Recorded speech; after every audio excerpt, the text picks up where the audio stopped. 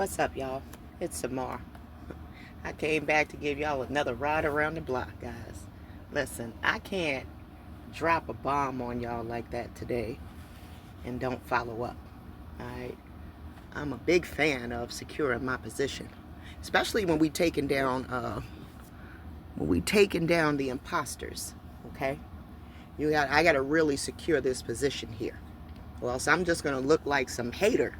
Right? I'm gonna look like some hater over here, right? I'm hating on all of the views that this lady's getting, or I'm hating on all of the subscribers. It'll never be about what it's really about, right? That this recognition needs to go to the right person, right? We in the 11th hour. We got somebody right at our doorstep. You don't got time to be getting this wrong, now do you? You don't, and I don't either. Like I said a long time ago, I've come to liberate Ephraim. I meant what I said. Now, I know I ain't gonna be popular. I don't give a goddamn. I ain't never been here to be popular. I'm here for mama, right? And apparently, mama was never that popular neither, right? You're not gonna see no iconography of mama, right?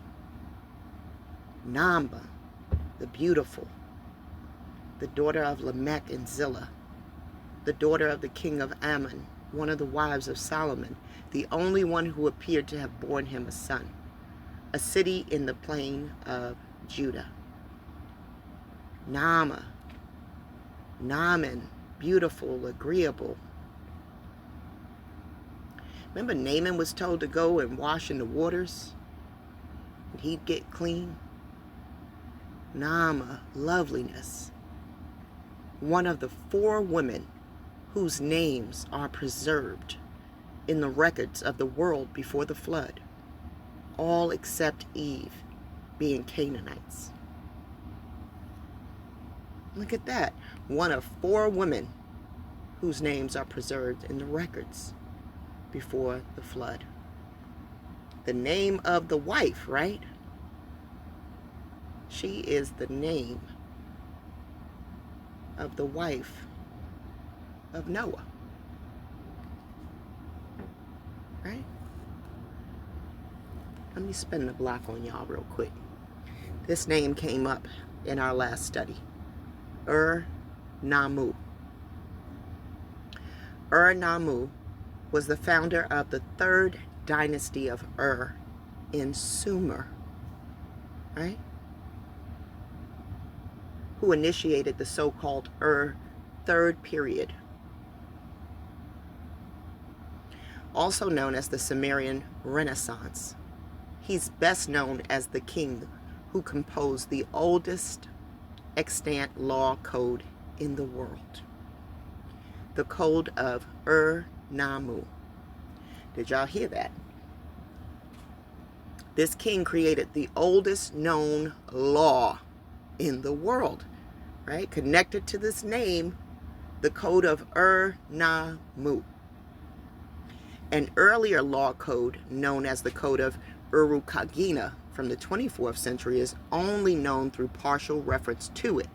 Right? They're saying people referenced it, but there's no actual text, right? Since the actual text itself has not been found, right? UrNammu's code is considered the oldest. UrNammu is also credited as the builder of the ziggurat of Ur, or at least is acknowledged as the king who commissioned it, which still rises above the ruins of the city in the modern day. He presented himself as a father figure to his people, huh? This is where this father figure stuff comes in, right?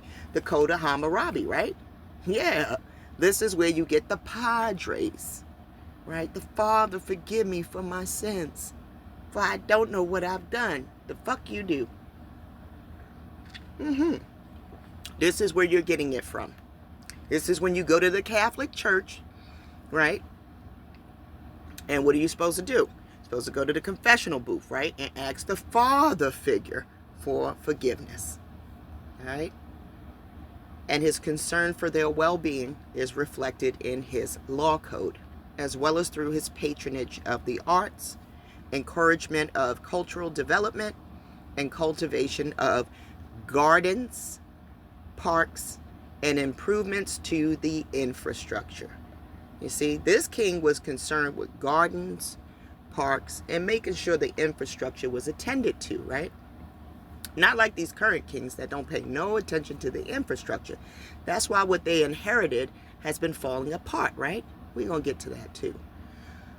Although he's frequently credited with overthrowing the rule of the Gutians, who had conquered Akkad and assumed control of Sumer and the rest of Mesopotamia, he actually followed the lead of the king of Uruk, one of Utu, which reminds me of the UT, right? Just a little bit. The liberation of Sumer from Gutian rule was accomplished by his son and successor, Shulgi of Ur.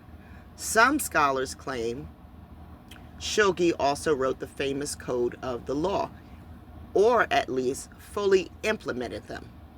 Even so, UrNammu continues to be remembered for the code that bears his name, as well as for his wise and benevolent reign. It bears his name, or does it bear Nammu's name, right? Where is he getting his name from? All right, for his wisdom and benevolent reign and the monumental architecture of the great ziggurat of Ur, he commissioned. All right.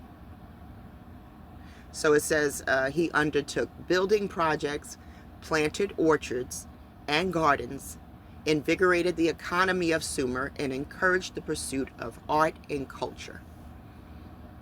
All right, so I want you guys to come to this article here. You know, you can pause it and read through some of this. Some of this ain't necessarily relevant to why I came here, but this is the history. So it's relevant to knowing. You get what I mean? All right, what happened to Utu-Hagal? Following these victories is unclear. It is equally unclear what part UrNammu played in defeating the Gutians. The ancient chronicle states that Utu-Hagal, the fisherman, who's the fisherman, y'all? Y'all know who the fisherman is, right? Carried out criminal acts against Marduk's city. So the river carried off his corpse, which intimates that Utu-Hagal in some way dishonored the city of Babylon, and so was removed by the gods, who decided to drown him. The word fisherman in the line refers to the legend that Utu-Hagal, disputed with the Gutians, arose over fish, which could mean fishing rights, or more probably water rights. All right, so familiarize yourself with this fisherman. The Mesopotamian Chronicles, also known as the Babylonian Chronicles, right? Chronicles, right? Sound familiar? Do fill in the story at least roughly. What seems clear is that UrNammu, right here, was the son-in-law and ally of Utu-Hagal, and that the Uruk king had appointed him to rule Ur, most likely after the defeat of the Gutians, probably as a reward for service, right? So they're just telling you how this guy came to be in rulership. All right, so he's king for over 100 years. Stories of the exploits of Sargon the Great, right, and his equally famous grandson, Naram-Sin, were regularly recited in performance, and it seems even at family gatherings for entertainment, right? Remember, this is what we would do. We would reenact our victories, but it would be done through the Arietto, right? Through somebody like Anna Kawana, right? So they're showing you that this is actually taking place, you know?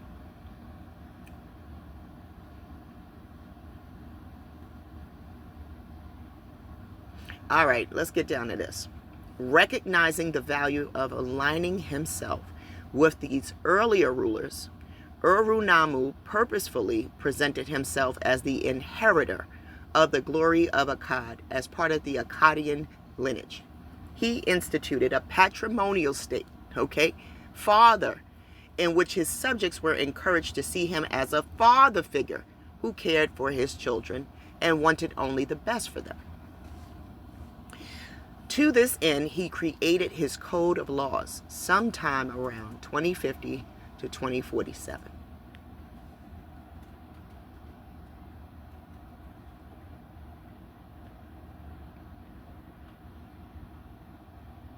So yeah, I want you guys to read this history right here. The death of UrNammu and his descent to the underworld made him a mythical hero for generations after his reign. The poem included a rare scene of a great banquet held in the afterlife honoring UrNammu, which is notable because depictions of Mesopotamian underworlds regularly emphasize its silent gloom. Prior to his immortalization through verse, UrNammu took it upon himself to create a lasting legacy through the construction of the great ziggurat. Okay, so he decides that he's going to create this ziggurat. He commissioned and supervised the beginning of the construction of the great ziggurat of Ur, while also rebuilding and refurbishing the ziggurats and temples of Uruk, Eridu, Nippur, and Lagash. He surrounded Ur with magnificent walls said to be high as a shining mountain, and ordered the construction of canals and irrigation ditches throughout the region. He concentrated regularly on improving the lives of the people, the cities they lived in, and the land the city rose from and depended upon for food, clean water, and pastures for livestock. His code of laws illustrates the concern he had for his subjects and the administration of justice. And even though he was clearly very popular, he never moved to have himself deified nor claim for himself any special titles. Okay?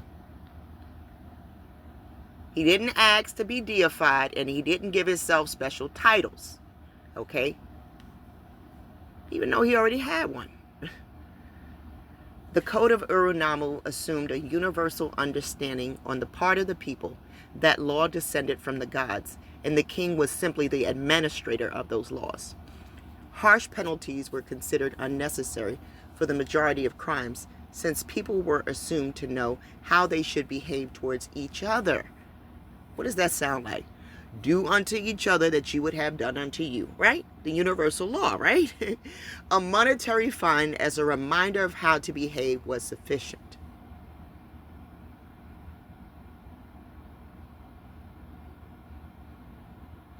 All right. Look, the Code of Hammurabi, right? Let's talk about it. Although it's neither a true, and the Code of Hammurabi was the man is king in his home. All right. Although it's neither a true law, we're right here, a true law code, being far from the comprehensive, nor some say even introduced by UrNammu, but by his son Shogi. Cold or no, although we have only fragments, they are enough to show that the laws covered both civil and criminal matters.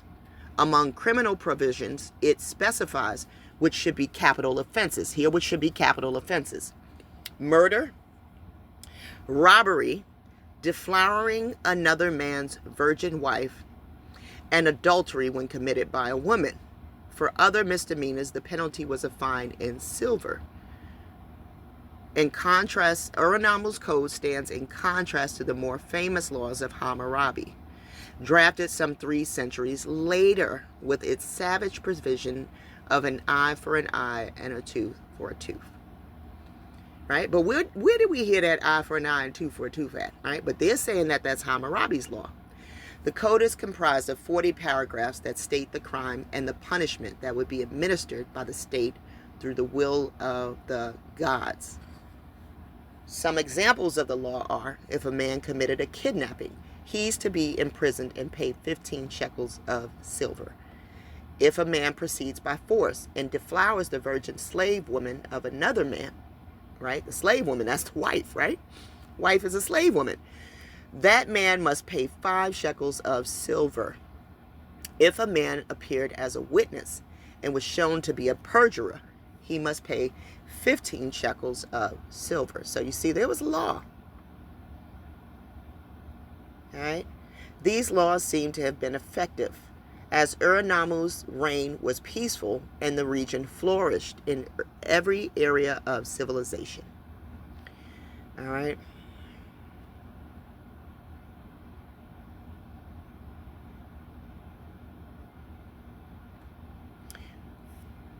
He's killed in battle.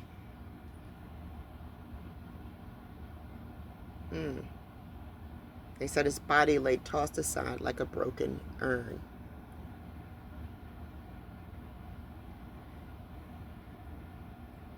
So get familiar with this poem, guys. Get familiar with this law. They're saying that this law goes back further than the Hammurabi laws, right? We gotta secure our position here. UrNammu, the name. The study of law is a model of advancement and a key developmental stage for nations. It requires the study of the Code of Hammurabi and ancient laws that influence this code, such as the laws of Eshnunna, Lipit Ishtar, and the reforms of Urukagina, and the Code of UrNammu. In particular, the Code of UrNammu is one of the most important codes created by ancient human civilization. Did y'all hear that? This code is the most important, okay, created by ancient human civilization. Whose name is in this? Nammu. UrNammu laid the foundation for the third dynasty of Ur, or the Neo-Assyrian Empire, right?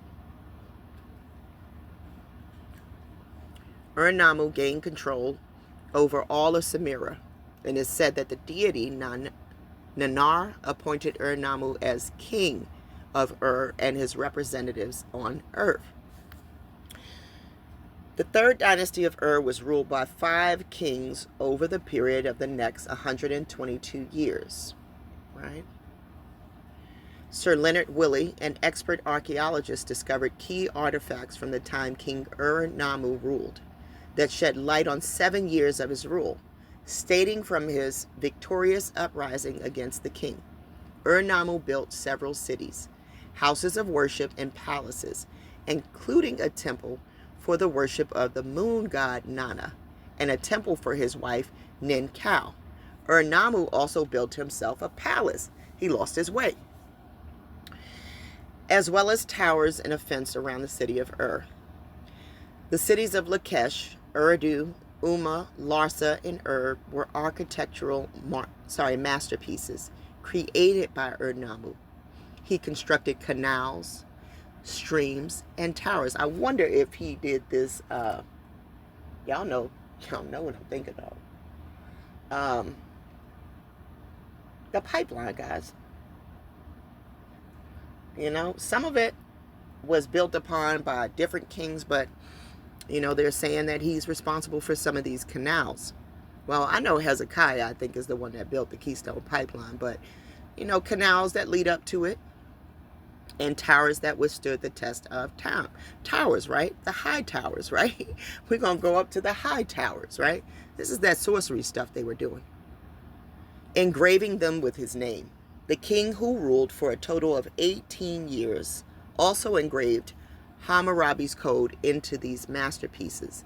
They now sit in Istanbul.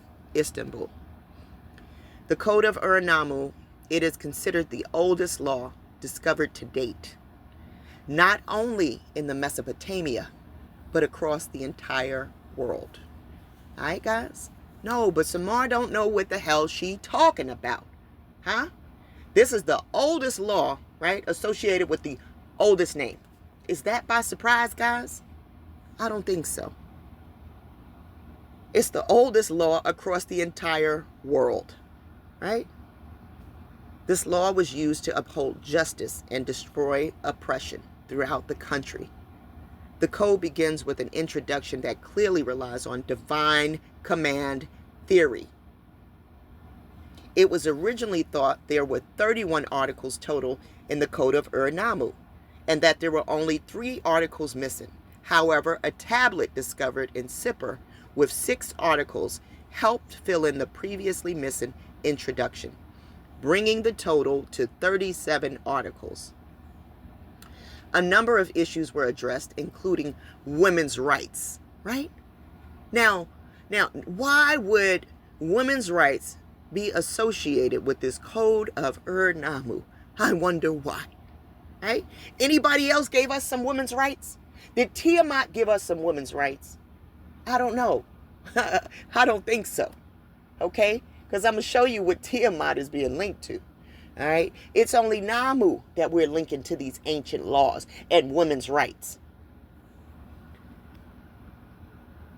For example, a divorced woman who married without a contract or slavery. Punishments for crimes, honor crimes. A slave who equates herself with her mistress. Bearing false witness. Pillaging someone else's farmland. Sound familiar?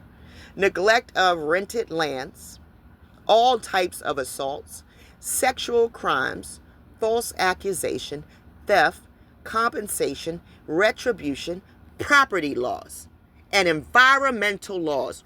What does this sound like, y'all? What do this sound like? This sound like what Samar be kicking on this joint every weekend, right?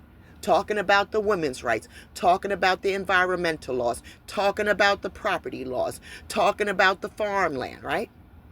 Yeah, this sounds like what we be kicking over here. It's the oldest law linked to Nammu. Okay, I'm going to resecure my position. All right, Nammu was the one that was given women's rights. Go figure. Now, this name right?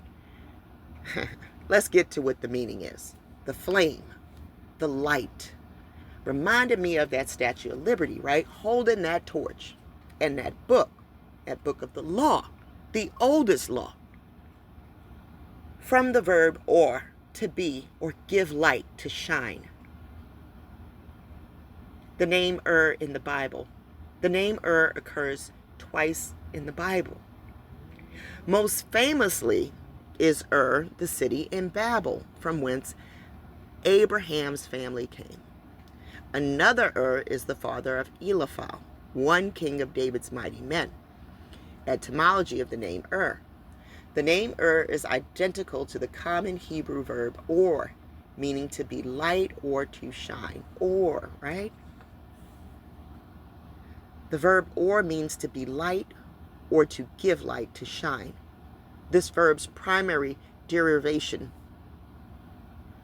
is the expectable noun, or, meaning light. The metaphor that relates light to wisdom may not be a metaphor, or at least not to the ancients. Okay? In our article on the verb nahar, meaning both to flow and to shine, we show that the ancients had a surprisingly solid grasp of relativity theory. So you're going to have to look up what the theory of relativity was. Meaning, for a meaning of the name both NOBSE Study Bible Name List and BDB Theological Dictionary propose flame. Jones Dictionary of Old Testament proper name reads light or fire. Abraham's family is coming from here, huh?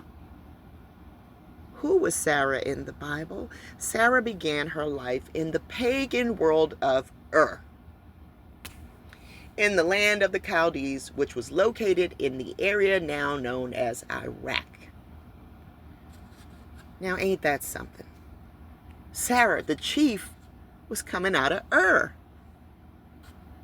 where this law was, where there was women's rights, right? Where this law was older than the Hammurabi law, right? Now get this, right? They said that the UrNammu laws were older, right?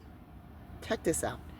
Deuteronomy means second law, a term mistakenly derived from the Hebrew word Mishnah. In that context, Moses simply commands the king to make a copy of the law.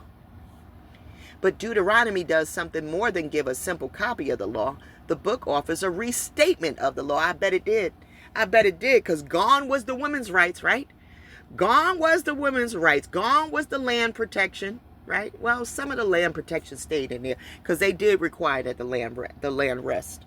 But definitely it was no women's rights. You know that. All right. But this was the second law. What was that first law? Huh?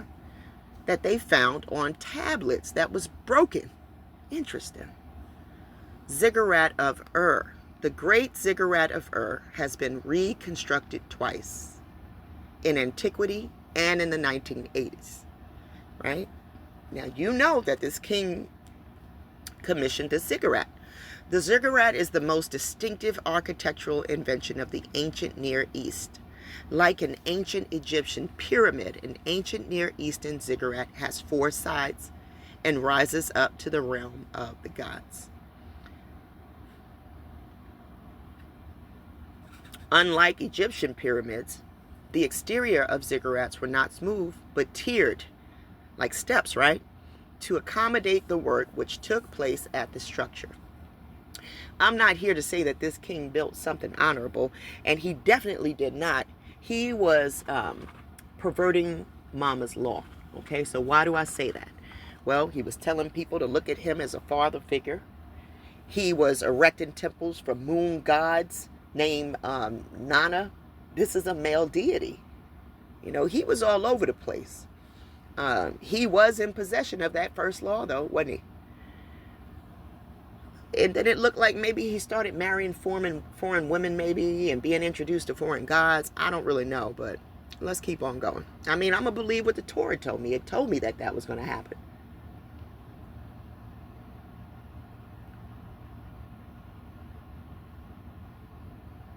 One of the largest and best preserved ziggurats of Mesopotamia is the Great Ziggurat of Ur. Small excavations occur at the site around the turn of the 20th century and in the 1920s in a joint project with the University of Pennsylvania. Now, how do we go from Iraq to a joint project with the University of Pennsylvania in Philadelphia, the city of brotherly love, right? This is probably where this temple was erected, right? To show honor to the men. This city of brotherly love. Because out of nowhere we get Pennsylvania while we're talking about some place that's supposed to be in Iraq. Whatever.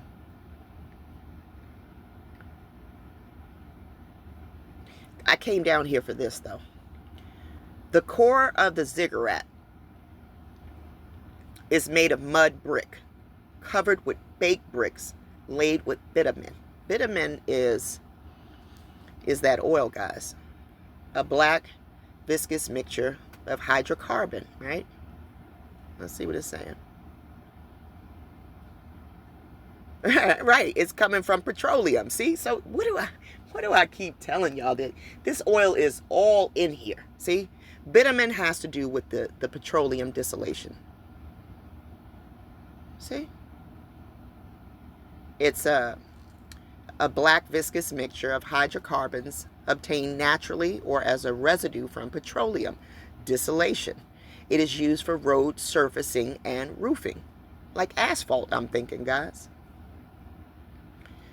Yeah, he covered it over with bitumen, which is the petroleum. But I wanted y'all to know that this thing was built with mud. All right. The ziggurat at Ur and the temple on its top were built around 2100 by the king UrNammu of the 3rd dynasty of Ur for the moon goddess Nana, the divine patron of the city-state. The structure would have been the highest point in the city by far. What is this leading to, guys? The high place, right? Right?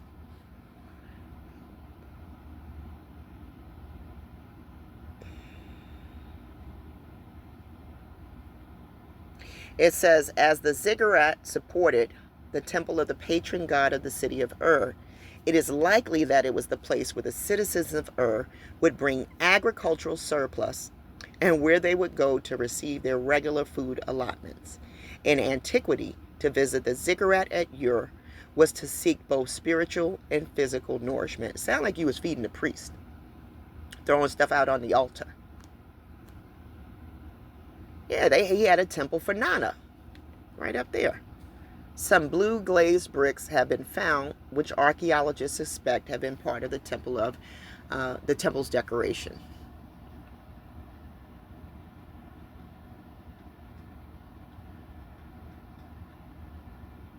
It's been restored twice. Oh, this is interesting. The ziggurat of Ur had been restored twice. The first restoration was in antiquity. The last Neo-Babylonian king, Nabonidus, apparently replaced the two upper terraces. Saddam Hussein restored the facade of the massive lower foundation of the ziggurat, including the 3 monumental staircases. He just restored a fake. You know what I'm saying? Watch, and I'm going to prove this was a fake, right? Since the most recent restoration, however, the ziggurat at Ur has experienced some damage. During the recent war, led by American and coalition forces, Saddam Hussein parked his MiG fighter jet next to the ziggurat, believing that the bombers would spare them for fear of destroying the ancient site. Hussein's assumptions proved only partially true, as the ziggurat sustained some damage from American and coalition bombardment. They know it's a fake. They know the real shit's over here. That's why they had no problem bombing that shit. He thought, I don't know what he was thinking. I guess he thought that they didn't know no different. But clearly they know that's not the real shit over there. All right. But the ziggurat is built out of mud, right? Now, let's go over here for a second. Exodus 20. All right. Remember we started saying that there were no iconography for Nammu, right? And God spake all these words, saying, I am the Lord thy God, which brought thee out of the land of Egypt, out of the house of bondage. Thou shalt have no other gods before me. Thou shalt not make unto thee any graven image or any likeness of anything that is in the heaven above, or the earth beneath, or that is in the water under the earth. Thou shalt not bow down thyself to them, nor serve them. For I, the Lord thy God, am a jealous God, visiting the iniquity of the fathers upon the children unto the 3rd and 4th generation of them that hate me. Y'all know this one. These are the commandments, right? That got broken, right? Broken in half, right? Thrown down, right? I want to get down to here. Number 22. And the Lord said unto Moses, Thus thou shalt say unto the children of Israel, Ye have seen that I have talked with you from heaven. Ye shall not make with me gods of silver, neither shall you make unto you gods of gold. An altar of earth thou shalt make unto me, and shalt sacrifice thereon thy burnt offerings, and thy peace offerings, thy sheep and thine oxen, and all place where I record my name I will come unto thee, I will bless thee. But it was an altar of earth, right, initially, right? Where did we go from this? And if thou make me an altar of stone, thou shalt not build it of hewn stone. What does hewn mean, guys? Cut stone, right? Kind of remind me of that stone that ain't going to be cut, that they keep showing lately, right? That's what Atlas looked like to me, guys. They keep making it look like a stone. I don't really understand why. Why would they make it look like a stone? But they are making it look like a stone. It don't look like a cut stone, right? For if thou lift up thy tools upon it, then thou hast polluted it, right? Your tools aren't needed on this stone. The Creator already carved these stones. Thou will make for me an altar of stone. Don't build it out of cut stone, for if thou lift up thy tool upon it, thou hast polluted it. Neither shalt thou go up by steps unto mine altar, that thy nakedness be not discovered there in the high place. Don't make me no high place. This is what she's saying. No tiered, stepped ziggurat. All right? Don't make me no pyramids. Don't make none of that. I'm asking you for... Now, he started out by making it out of earth because it was made out of mud. That was the only thing that he had done correct. But ain't it tiered? Ain't that ziggurat tiered? Let's go to it. Let's keep going to the ziggurat. I'm going to show you where the men kept messing up at. See, this is why the women were supposed to lead. Because, see, when the men start leading, they corrupt mama's word. Let's get to it.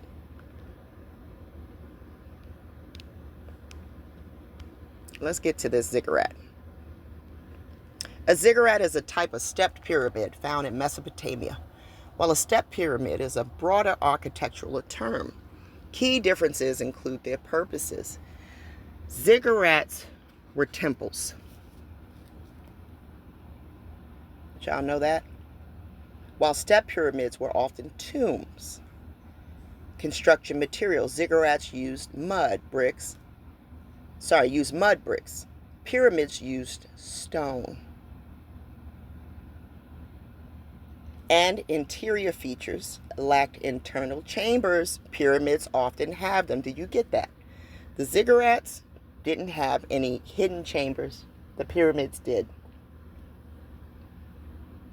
But the ziggurats had steps, right? Just showing you where the men went wrong, guys. No matter what, whether it was a pyramid or a ziggurat, it wasn't what she asked for. That earth pyramid was there, though. The mud brick versus the stone brick, it was there. But neither of them were right. On top, he had a shrine or a temple, you see? This is where they were going wrong. The Sumerian goddess Nammu has very sparse iconography. There are likely no certain anthropomorphic representations of her. Right? I wonder why, because she said, don't make no images of me. So in the beginning, people were listening. All these images we've got since, they ain't of her. These are of other deities that have come since. And she said she jealous, didn't she? Check it out. Her primary associations are symbolic, representing the primordial sea and the life-giving force of water. All right? You're not going to see no drawings of Nammu. Symbolic representations. Nammu's primary symbol is the element she represents, water. This aligns with her role as the mother of everything and the source of creation. Water is in everything. Okay? When you are in your mama's stomach, they say you drank from the cup of forgetfulness. What are the waters called? The amniotic fluid. Amnesia. This water is in everything. Lack of direct imagery. Unlike major deities such as Inanna or Utu, who are commonly depicted with specific attributes, the star for Inanna, a sun disk for Utu, direct images or statues identified as Nammu herself are largely absent in the archaeological record. What do you know? Association with other deities' imagery. As the mother of Enki, the god of water and wisdom, some of her associations with the element of water may be reflected in the iconography associated with Enki and his domain. They stealing. Historical context. Her cult worship was sparse.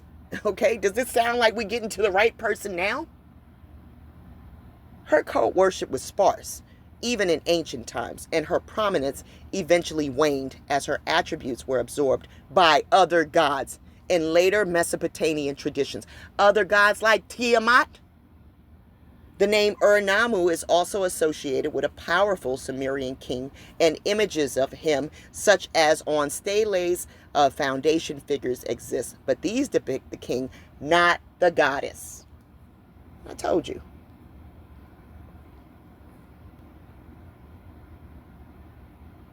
Look, what does she say? Build me an altar made of clay, right? She said, build me an altar made of earth, right? She didn't want no stones.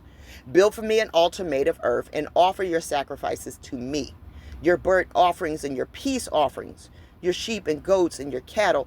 Build my altar wherever I cause my name to be remembered. But was she remembered? Nah, she ain't remembered. She's not remembered. We started out telling you she's the forgotten. Where is it at? She's the forgotten one. She is not remembered. We'll get to it. Wherever I cause my name to be remembered, and I will come to you and bless you. An altar of earth thou shalt make unto me. This verse instructs the Israelites to build an altar from the simplest of materials, earth, for offering sacrifices. This command is given in the context of the 10 Commandments, following God's prohibition against making idols of silver or gold. That's why you ain't gonna see no images of her. Significance: the use of earth signifies a humble and raw approach to worship. There are no economic barriers, right? They're going to remove all of that. Emphasis that the focus should be on the heart rather than expensive materials. God adds that if an altar of stone is built, it must be made of natural, uncut stones. Using tools on it would defile it. You heard it, right? Okay. Now, y'all know I got a sense of humor. So to be fair, I wanted to see if Tiamat had a law, because I'm like, well, maybe Tiamat's got a law. Dragon goddess. He goes, this dragon stuff. Here we go. Dungeons and Dragons, right? It sounds like some Where's Waldo bullshit, right? So looking for kings and flying things shit, right? It doesn't matter, man, if this is a woman bringing you this kings and flying thing shit. Okay? They're all wolves in sheep's clothing. Okay? This is what she bringing you. Look at this. Chaos.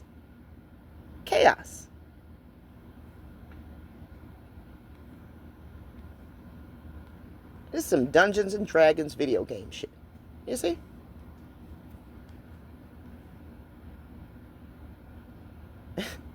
Tiamat's law is not a single codified law, but a set of principles associated with the Dungeons and Dragons goddess Tiamat, centered on ambition, desire, and vengeance. Okay, familiarize yourself with this Dungeons and Dragons bullshit from this game. For the cult of Tiamat. You in the cult of Tiamat, you better watch out. You better watch out, Ephraim. We in the 11th hour. We don't got time for this hocus pocus bullshit that people are playing on us. All right, do your research, guys. I'm here to help. Now check this out, right? Because I thought divine origin emphasized in the Torah. Although there are resemblances, the Torah repeatedly emphasizes its law as revealed by a sovereign and holy God. For instance, Exodus 24:12 states, "Then the Lord said to Moses, 'Come to me on the mountain and stay there, so that I may give you the tablets of stone, the law and commandments which I have written for their instruction.'" The divine authorship, according to the Bible narratives, sets the Torah apart, while Mesopotamian legal codes typically invoke a deity or group of deities. The Torah uniquely presents these laws as coming directly from Yahweh, right? Which this is where a lot of people have been getting that A on the end of their name, right? Like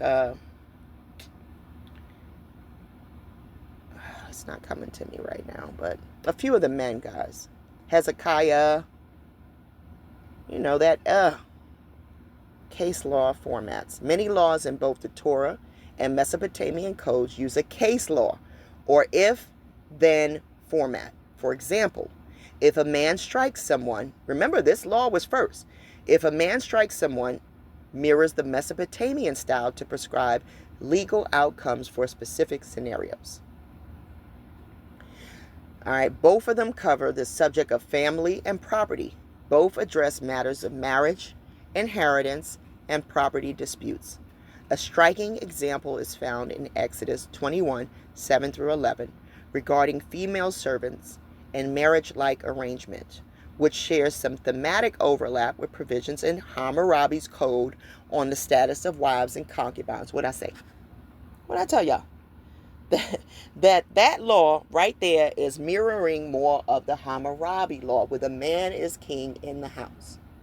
All right, it's not going to be the UrNammu law, right, where she had rights.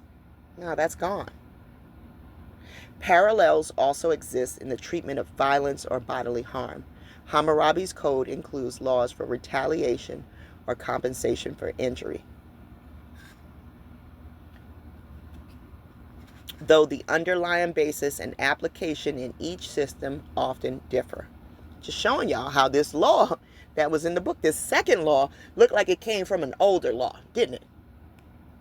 And by name, it's already called the second law.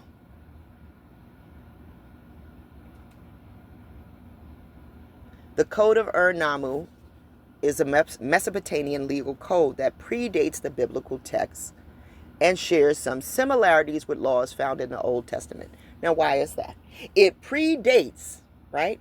Now, this is a clue, right? This is a clue that I told y'all that this is probably Samaria, right? It predates the Bible text, right? And shares some similarities with the laws in the Old Testament. So family, right?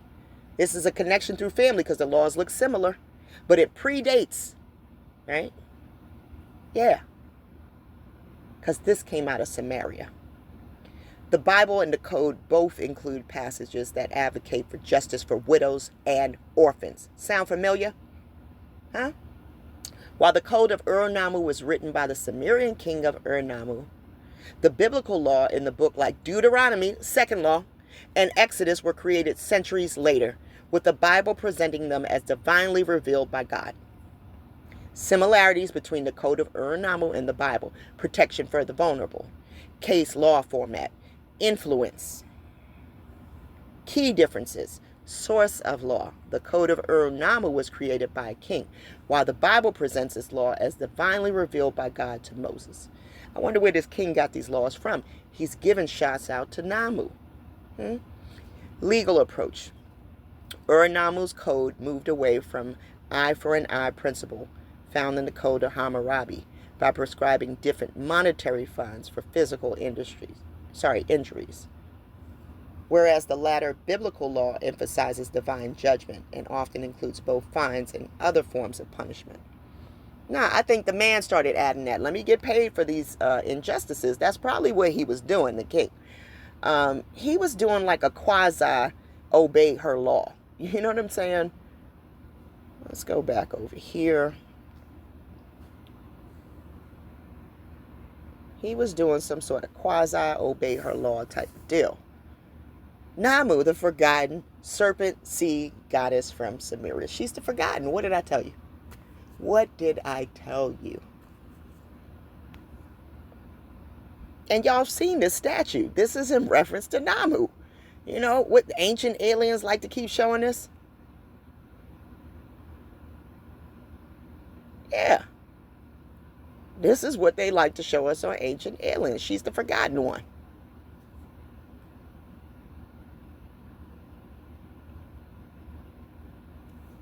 Come on, article. This thing's taking forever. And as much as thou sawest that the stone was cut out of the mountain without hands, that it broke in pieces, the iron, the brass, the clay, the silver, and the gold. The great God have made known to the king what shall come to pass hereafter. And the dream is certain, and the interpretation thereof sure. You see that? You see it. Let me go get something for y'all. I thought it was real funny, guys, that when they found this law, they found them on broken tablets of clay.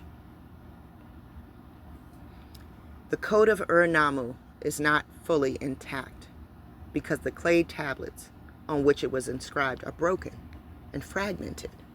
While the code is the oldest known surviving law code, only portions of the law have been deciphered, with initial finds yielding only 5 laws. Later, more complete tablets allow scholars to reconstruct about 40 of the original 57 laws, covering areas like marriage, property, and crime. Discovery and preservation. The code was discovered in the ancient city of Nippur, and its remains are housed in museum collections. Fragmentary nature. The fragility of the clay tablets means that the text is incomplete, with parts of the original laws missing. Don't worry, those laws are written on our hearts, remember? Deciphered laws, scholars have managed to reconstruct about 40 of the original 57 laws from the more complete fragments, though the initial discovery only allowed for 5 to be deciphered. Legal scope. The laws cover a wide range of civil and criminal matters, including marriage, property, right, because it was hers, and penalties for crimes like theft and assault. Example laws. Surviving sections include rules for theft and assaults, and penalties for false witness. But they found these on some broken tablets. Look. See? Cuneiform. And they are broken in half. Isn't that interesting? Yeah, it is. Yeah, it is. Yeah, I wasn't going to leave y'all like that. No, we got to get back to this law. We got to get back to this name, guys. Yeah, we do. Got a lot of digging to dig ourselves out from under some of these lies, guys. All right, and I hope I'm helping. Like I said, I'll step on any toes to get to the truth. Much love to you guys. I'll see you next week.